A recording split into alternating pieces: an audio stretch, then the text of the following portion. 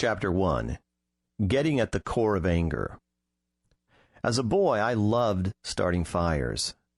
And by the time I was only 8 years old, I had become adept at it.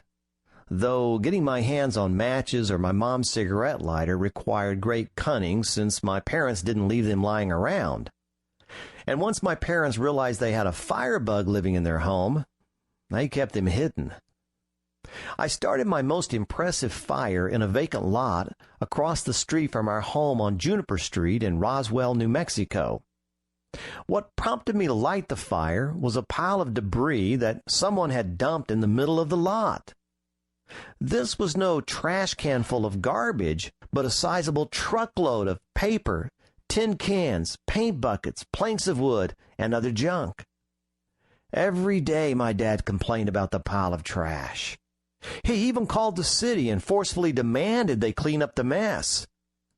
But nobody lifted a finger or a foot to remove the rubbish. My 8-year-old mind heard the garbage heap calling to me like the sea nymphs of ancient Greek mythology, whose sweet singing lured mariners to their destruction on the rocks surrounding their island.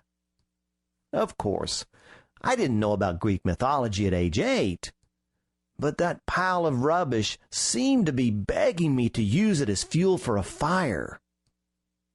One day, my mom left me under the supervision of an older sister. When my sister's friend called and asked if she could come over, I urged her to leave, promising to behave. Once she was gone, I grabbed the 5-gallon gas can from the garage. With the focus of a superhero out to save the world, I carried the can of gas over to the rubbish pile and doused some of the paper, wood, and other junk with the fuel. I then lit a match, tossed it on the gasoline, and ran back to my house, where I called the fire department. 69% of surveyed men said that as children, they lit fires without adult supervision just for the fun of it. A few minutes later, the red fire truck, its sirens screaming and red lights flashing, raced down Juniper Street. Curious neighbors formed a small crowd as the firefighters hooked up a hose to a fire hydrant and began spraying the flames with a powerful torrent of water. Once the fire had bowed to the will of the water and turned into steam and smoke, I casually approached a firefighter and asked, "How do you think it got started?" He looked down at my freckled, angelic face, rubbed his chin with his right hand, shook his head and said, "Don't know for sure. Probably spontaneous combustion."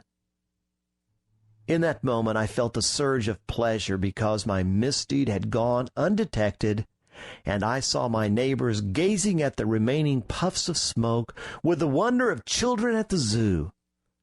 I felt even more joy a few days later when the city sent out a crew to clean up the mess.